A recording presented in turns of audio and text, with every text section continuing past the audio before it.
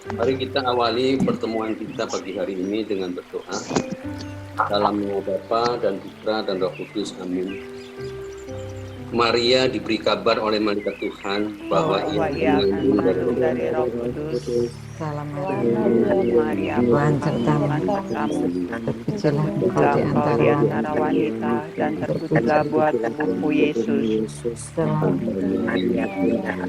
Bunda Allah, doakanlah kami yang berdosa ini sekarang dan waktu kami mati. Amin. Aku ini hamba Tuhan, Terjadilah padaku menurut perkataanmu. Salam Maria, Ya penuh rahmat, Tuhan sertamu. terpujilah Engkau di antara wanita, dan terpujilah buah tubuhmu Yesus. Maria, Bunda Allah, doakanlah kami yang berdosa ini sekarang dan waktu kami mati. Amin. Sabda sudah menjadi daging dan tinggal di antara kita. Salam Maria, penuh rahmat, Tuhan sertamu. Terpujilah engkau di antara wanita, dan terpujilah buah tubuhmu Yesus. Santa Maria, Bunda Allah, doakanlah kami yang berdosa ini sekarang dan waktu kami mati. Amin. Doakanlah kami ya Santa Bunda Allah, supaya kita dapat menikmati janji Kristus. Marilah berdoa. Ya Allah, karena kabar malaikat kami mengetahui bahwa Yesus Kristus Putramu menjadi manusia.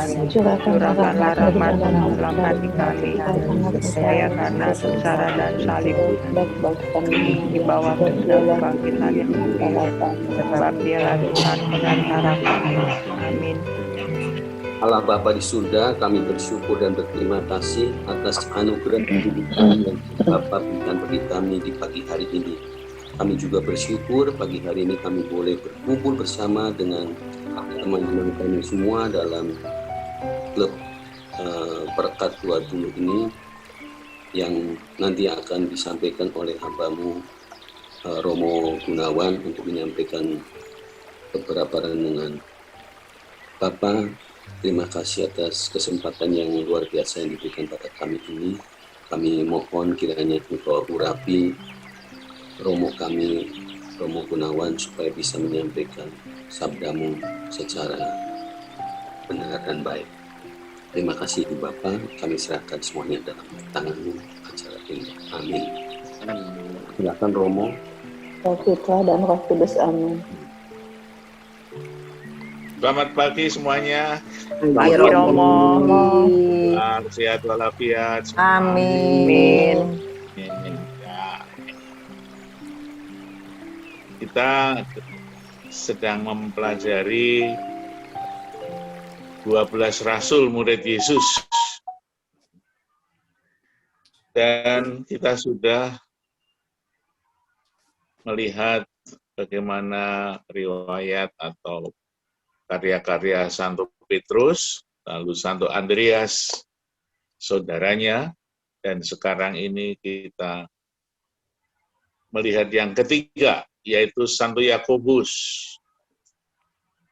Dalam Injil disebutkan 2 Yakobus. Satu Yakobus anak Zebedeus, dan satu Yakobus Alfeus. Yang tua adalah Rasul Yakobus Zebedeus, yang dipanggil oleh Yesus menjadi muridnya bersama-sama dengan adiknya yang namanya Yohanes, ketika mereka sedang membereskan jalannya dan juga pukatnya di Danau Galilea. Jadi diceritakan Yakobus dan Yohanes bersama-sama dipanggil oleh Yesus untuk menjadi muridnya. Mari ikutlah aku. Lalu mereka berdua mengikuti Yesus. Yakobus termasuk salah satu dari 3 yang sering diajak oleh Yesus ke tempat-tempat yang khusus di mana murid yang lain tidak ikut, dan juga bersama dengan adiknya Yohanes. 3 orang, Petrus, Yakobus, dan Yohanes, menjadi 3 serangkai yang seringkali menyaksikan peristiwa-peristiwa yang tidak dilihat oleh murid-murid yang lain. Misalnya saja ketika Yesus berada di Gunung Tabor.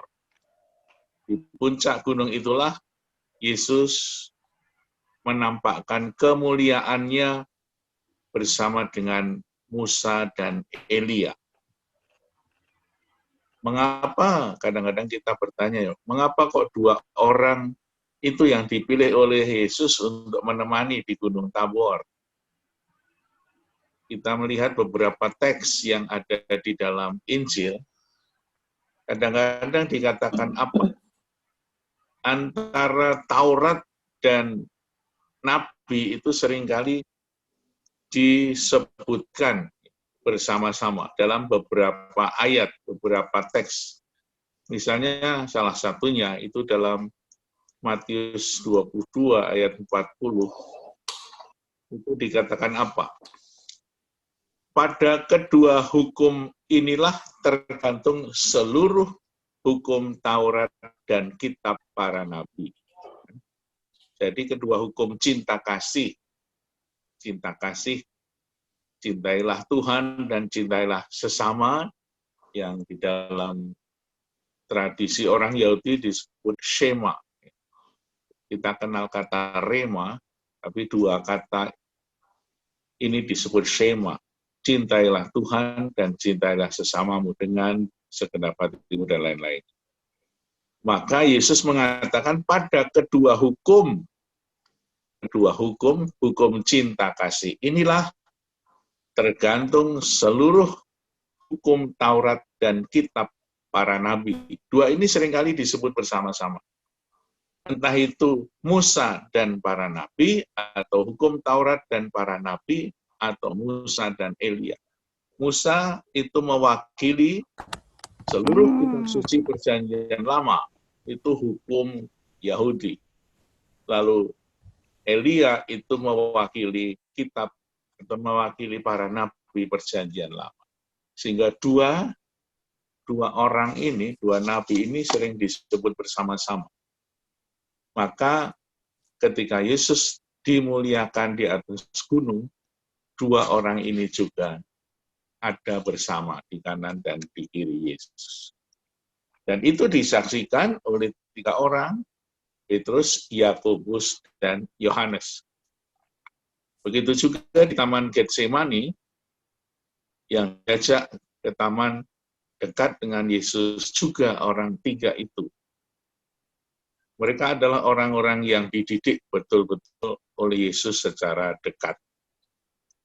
Yakobus inilah yang mempunyai sedikit ambisi meskipun sudah dididik oleh Yesus begitu dekat, begitu kuat, tetapi ambisi kemanusiaannya ternyata memang tidak pernah hilang.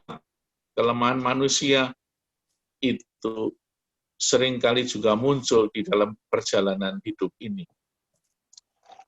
Tetapi toh seperti Petrus yang menyangkal Yesus, Yakobus dan Yohanes dalam Matius 20 itu dikatakan juga ketika ibunya meminta kepada Yesus, kalau boleh anak saya ini ada di sebelah kanan dan di sebelah kirimu. Syaratnya Yesus mengatakan, apakah kamu mau meminum cawan yang harus kuminum? Ya, aku mau. Jadi mereka berdua mau meminum cawan, artinya apa? Mau ikut dalam perjuangan dan penderitaan Yesus. Bahwa mengikuti Yesus adalah mengikuti jalan salib. Kita ingat kata-kata Yesus, kalau kamu mau mengikuti aku, kamu harus menyangkal diri, memangkul salib dan mengikuti aku. Itu dikatakan oleh Yesus sesudah bertemu dengan para murid di mana? Di Kaisaria Filipi, ketika Yesus bertanya, menurut kamu siapakah aku ini? Lalu Yesus menubuatkan penderitaannya di dalam Injil Markus sampai 3 kali. Di dalam Matius ditambah 1 bab 26, jadi menjadi 4 kali. Tetapi hanya pendek. Meminum cawan adalah ikut bersama-sama Yesus di dalam perjalanan salib. Jadi mengikuti Yesus memang mengikuti jalan salib Yesus yang sering tidak mudah. Dan apa yang dikatakan oleh Yakobus, saya sanggup, akhirnya terjadi juga apa yang dikatakan oleh Yakobus di hadapan Yesus. Apa yang terjadi? Yakobus adalah murid pertama yang meminum piala, meminum cawan itu. Artinya apa? Menjadi martir yang pertama dari 12 orang itu. Ya, kalau Yudas boleh disebut martir enggak? Tidak. Ya. Jadi 12 orang itu ketika Yakobus menjadi uskup Yerusalem, akhirnya apa? Seorang yang namanya Herodes Agripa I. Jadi ini cucunya Herodes Agung. Jadi kita punya banyak nama Herodes ya. Ketika Yesus lahir ada namanya Herodes Agung. Ketika Yesus ada di pengadilan, disalib, ada Herodes Antipas, ada Herodes Archelaus, itu juga zaman kanak-kanak Yesus. Lalu ada Herodes Filipus juga. Nah, ini cucunya adalah Herodes Agripa I. Nanti ada lagi Herodes Agripa II. Ya, itu pada zaman Paulus, kita masih melihat bagaimana Paulus ketika ditangkap, kemudian dibawa ke Kaisaria yang pinggir Laut Tengah. Jadi ada dua Kaisaria. Kaisaria yang satu di utara, Kaisaria Filipi, di pinggir Laut Tengah ada yang namanya kota Kaisaria. Kalau kita melihat foto-foto Israel, sekarang ini Kaisaria menjadi kota yang bagus sekali. Ya. Juga di pantai Laut Tengah itu banyak sekali kota-kota yang bagus dibangun oleh Israel sampai sekarang ini. Kadang-kadang kalau kita ziarah itu menelusuri pantai Laut Tengah yang sangat bagus, indah. Dan di Yerusalem lah Yakobus akhirnya dihukum pancung oleh Herodes Agripa. Disitulah martir pertama dari 12 orang murid Yesus terjadi. Nah, menurut tradisi yang kadang-kadang dicari susah juga sejarahnya, tetapi ada satu kisah bahwa sekarang ini di Spanyol ada sebuah tempat ziarah yang namanya Santiago de Compostela. Ada sejarah katanya si Yakobus juga pernah mengunjungi Spanyol di situ. Atau bahkan kemudian ada cerita ketika Yakobus itu dibunuh di Yerusalem, jenazahnya itu terbang dan sampai di tempat di mana sekarang ini Yakobus dimakamkan, di Santiago de Compostela. Santiago itu kan bahasa Spanyolnya dari Santo Yakobus, mirip ya, Santiago, Santo Yakobus. Jadi disitulah kita melihat sebuah gereja besar sekali, tempat makam Santo Yakobus, itu diyakini. Lalu sekarang ini tempat ziarah itu menjadi tempat di mana ada sebuah perjalanan ziarah namanya El Camino de Santiago, yaitu jalan berziarah menuju ke kota Santiago. Banyak orang atau bahkan ada beberapa orang dari Indonesia itu pernah berjalan kaki. Sekarang El Camino itu jalan kaki. Paling jauh itu kalau nggak salah dari Perancis sampai ke Santiago itu bisa sampai 33 hari berjalan kaki. Tapi ada beberapa tempat yang bisa 2 hari atau yang ada seminggu atau 2 minggu sekuatnya. Itulah perjalanan ziarah Santo Yakobus yang sangat terkenal itu.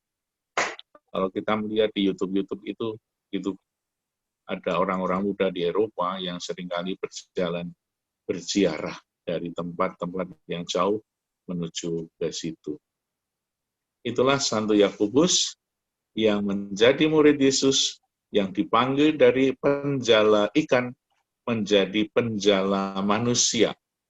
Sehingga murid-murid Yesus yang pertama itu memang berasal dari nelayan. Ya.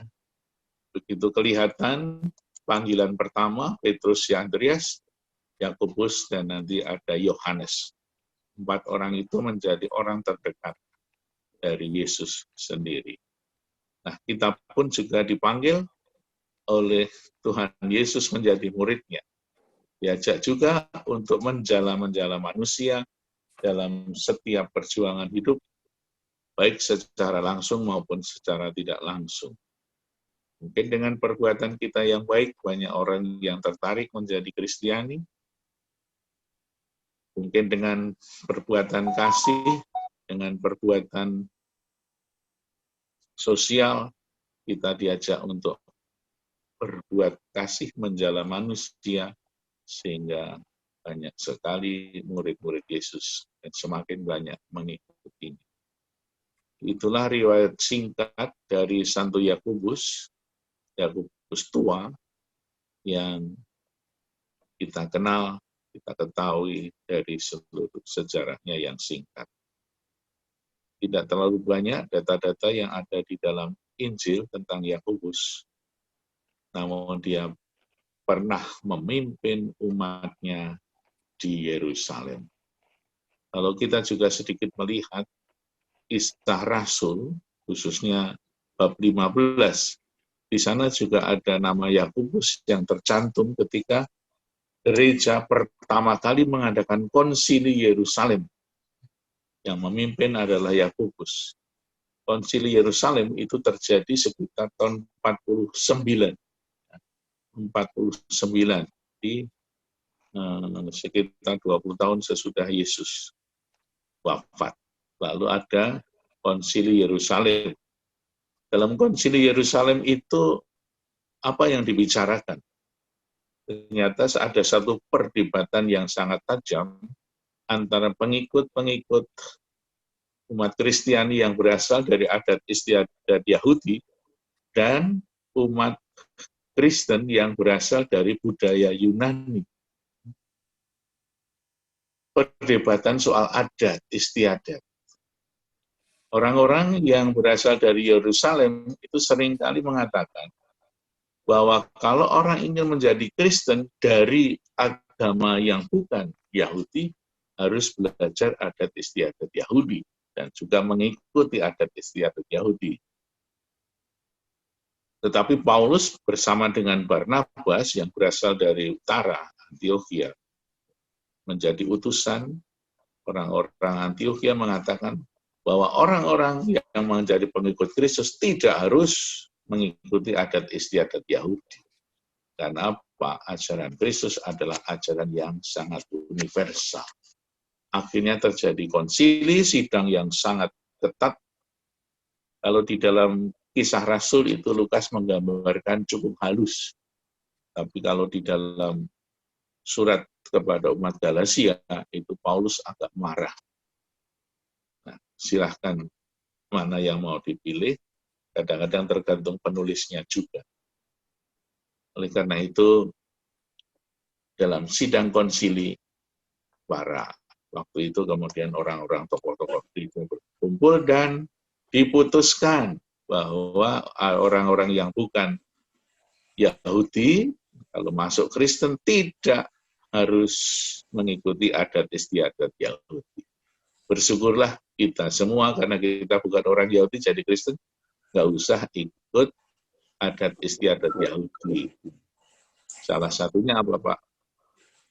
Makan daging babi. Nah, nggak usah ikut. Karena sekarang orang-orang Israel, orang Yahudi kan nggak makan daging babi.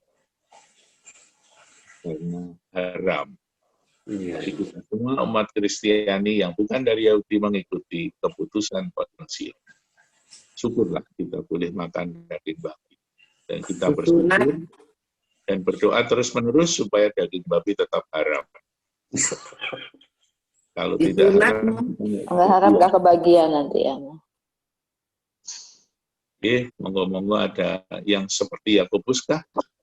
Mempunyai keputusan dan kadang-kadang juga dicobai oleh Tuhan dan akhirnya setia sampai mati dipancung oleh Raja Herodes. Semoga kita semua tetap berjuang setia sekalipun banyak. Amin. Ada yang mau sharing? Silahkan. Ayo silakan. Itu termasuk tadi disunat juga ya, Mo ya? Ya, Yahudi itu harus. Harus sunat. Karena itu kalau enggak masuk surga. Itu adat istiadat. Nanya aja mau, sebenarnya nama Yakobus, Andreas, kayak gitu itu bukannya nama Yunani ya Mo ya? Padahal mereka kan bangsa Yahudi ya Mo ya? Yang nama Yunani itu hanya Andreas, Pak. Andreas. Oh kalau Yakobus itu Pak? Yakobus orang nama dari Galilea. Ya, terima kasih Romo. Boleh silakan Bu Ani. Karena ada sedikit yang ingin saya sampaikan juga tentang Emmaus Journey. Oh ya. Sudah dengar ya Emmaus Journey? Sudah dengar? Sudah. Iya. Jadi gini, dulu waktu saya awal sakit itu kan tahun 2016. Kemudian setelah saya dibiopsi, itu kan menunggu hasil PA-nya itu kan hampir sebulan. Nah, kemudian selama menunggu itu, Tuhan Yesus itu bersabda, ayo kamu ziarah aja. Nah, Tuhan Yesus itu bersabda melalui, ada yang pengen tahu nggak? Melalui Romo Kun, karena memang Romo Kun itu guru spiritual di keluarga kami. Jadi kalau kami itu ada pergumulan gitu, pasti larinya ke beliau. Dan solusi yang diberikan oleh beliau itu kok ya pas banget gitu loh.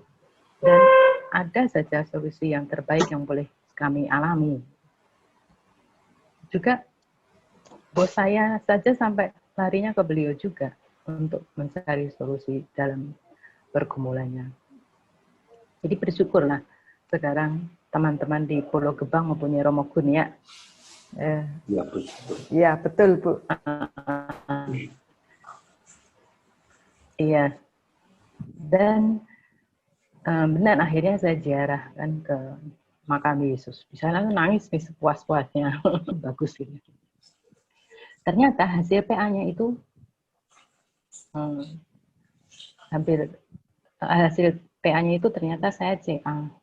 Dan akhirnya hampir 2 minggu tuh saya itu shock ya. Shock berat lah ya. Tetapi kemudian pelan-pelan saya menyadari bahwa saya bersyukur mendapat CA pada saat usia sudah cukup. Maksudnya cukup tuh cukup tua. Anak-anak sudah dewasa, semua udah mentas gitu. Saya juga tidak membayangkan jika hadiah dari Tuhan ini pada saat saya masih gadis gitu. Akhirnya proses mastektomi berlangsung dan ternyata Tuhan bersabda lagi, ayo kamu biar tidak sedih, ziarah lagi aja ke Bunda Maria. Akhirnya saya ziarah lagi. Nah, sepulang dari sana, saya siap-siap menerima hasil PA-nya itu. Ternyata PA-nya itu tidak metastasis ya, dia tidak menyebar entah ke tulang ataupun ke darah gitu ya. Puji Tuhan, saya panjatkan ya, puji Tuhan sekali. Jadi saya tidak menjalani macam-macam pengobatan. Ya.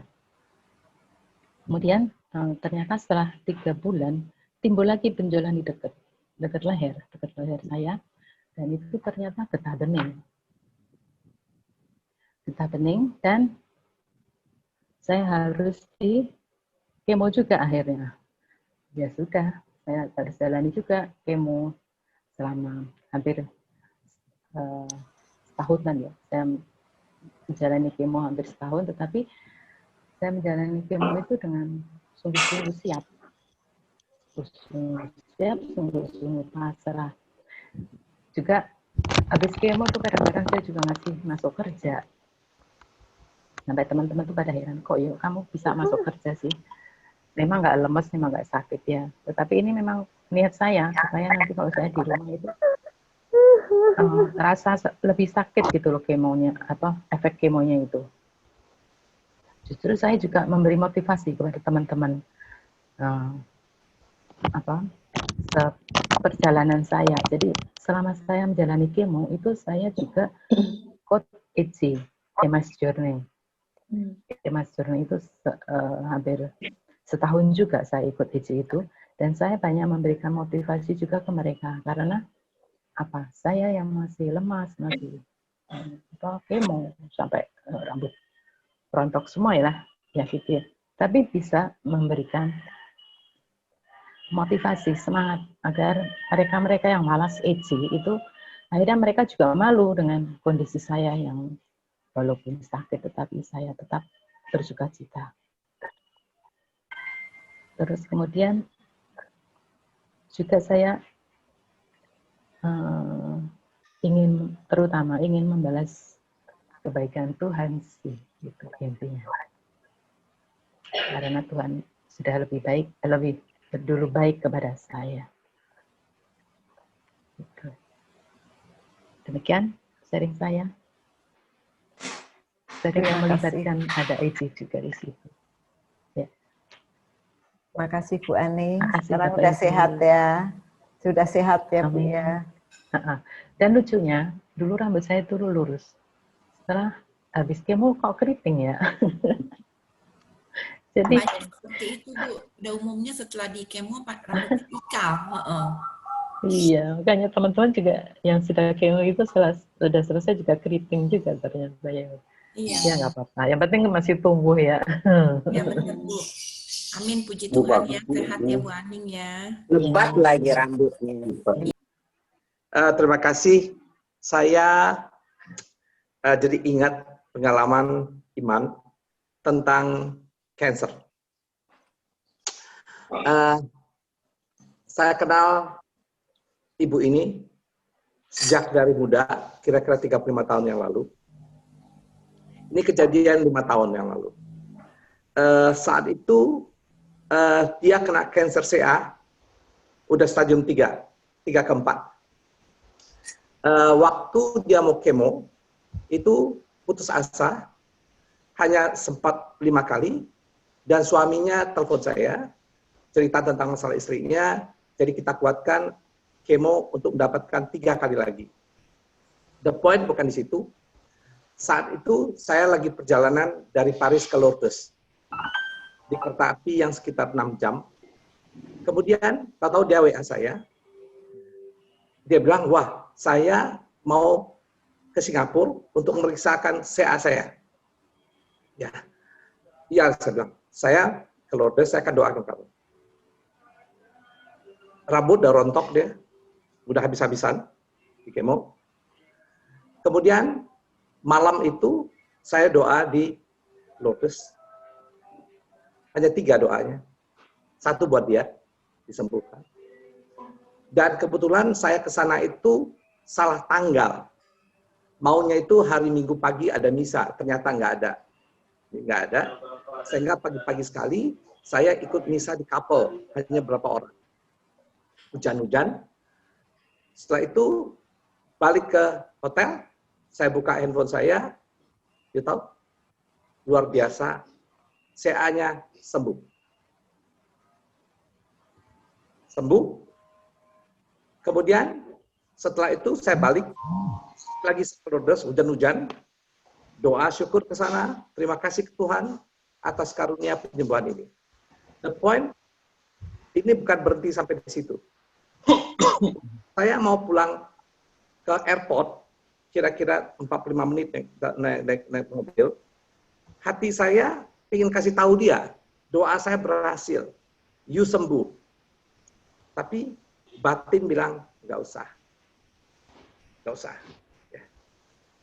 Kejadian ini terjawab 3 bulan setelah itu. Waktu itu saya ikut retret di Wisma Samadhi yang di Caringin, bukan Samadhi, di apa itu di Caringin itu, di Jalan Sukabumi, di Sukabumi itu. Kinasih. Kemudian saya ngobrol sama yang tukang bersihin cleaning service, ibu-ibu, cerita bahwa ada tetangganya anak kecil, tenaga yang nggak mau sekolah. Wah, saya bilang apa? Oke, pendek cerita, dia perlu operasi, biaya 12 juta. Ya, 12 juta. Kemudian saya waktu itu lagi di mana, di transit di airport Singapura, malam-malam nggak bisa tidur. Saya dengar, wah, saya bilang saya mau bantu dia. Ya. Saya teleponin yang ibu yang sembuh CA ini. Ya. Ini income ibu ini 150 juta per bulan. Oke. Saya bilang, ini berapa ibu sumbang? 1 juta. 1 juta. Oke. Tapi kuasa Tuhan luar biasa. Ada orang yang income gajinya 15 juta, nyumbang 3 juta. Dan saya bilang ke Tuhan, saya akan nyumbang 6 juta. Ya, complete. The point, 1 juta dari yang income 150 juta. Dan ini terjadi tamparan buat saya, bagaimana menyadarkan ini ibu ini lebih bersyukur pada Tuhan. Dan itu butuh waktu. Dan sekarang puji syukur, dia sudah menjadi luar biasa sekarang, pengikut Tuhan yang luar biasa, hamba Tuhan. Dan dia sekarang berkarya juga, di samping kerja, juga mengayomi teman-temannya di situ. Memang perjalanan Tuhan untuk berbakti kepada dia ini, walaupun diberikan satu kesembuhan yang luar biasa, tetapi tetap setan menggoda. Tugas kita kasih nomor 1. Care ke dia, sehingga sekarang puji Tuhan, kita bersatu, saat-saat susah, baru ingat Tuhan. Tapi bagaimana dalam sukacita hari-hari kita ingat Tuhan. Jadi saya terakhir ini lebih banyak kita tahu Tuhan, ingat Tuhan, dan bersyukur pada dia bukan dalam keadaan susah. Tapi dalam kehidupan sehari-hari yang simple-simple aja. Ya enggak? Dan ini merupakan sukacita yang luar biasa. Ya.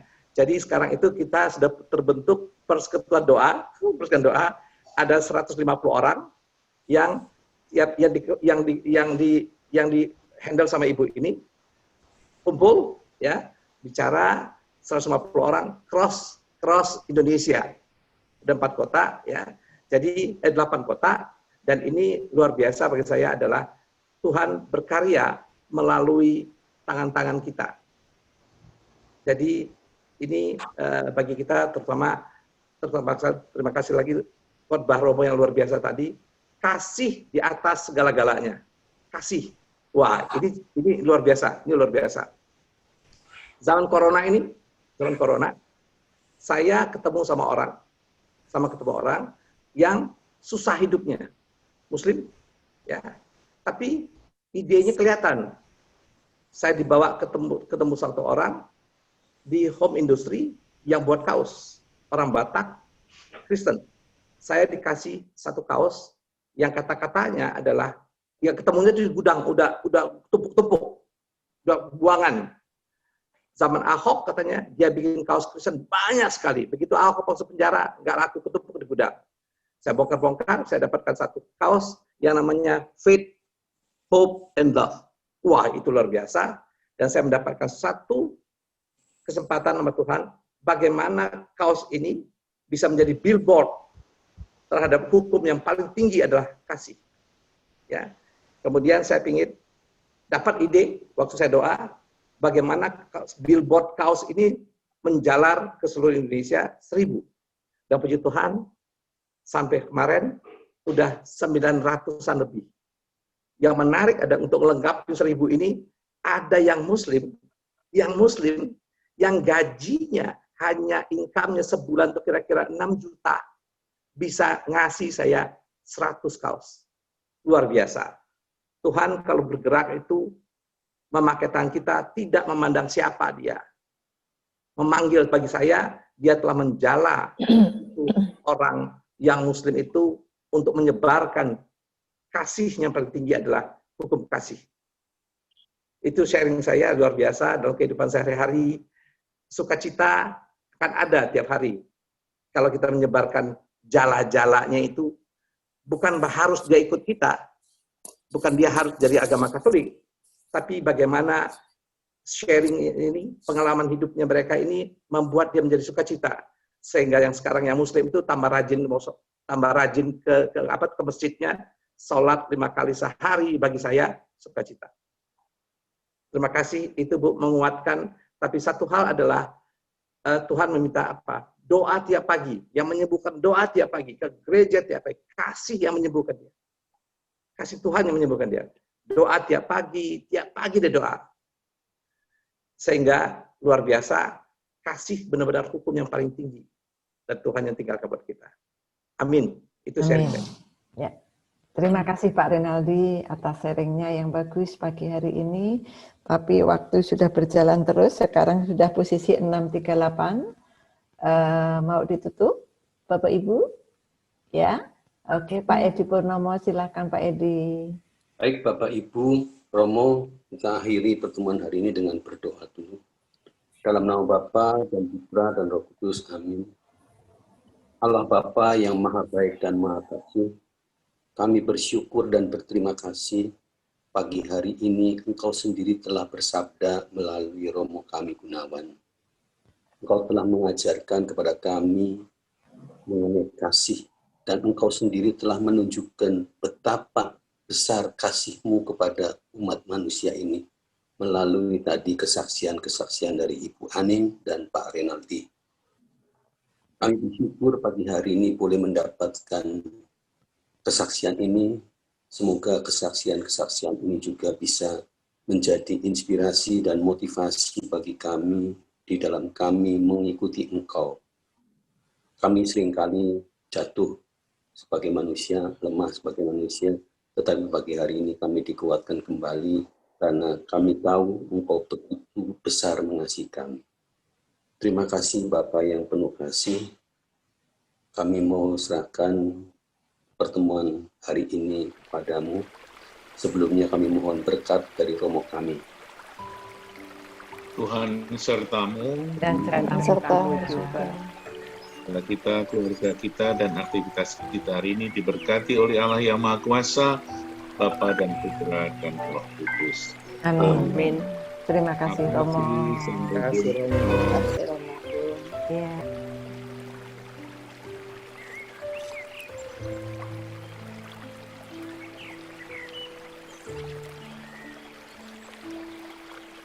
Thank you.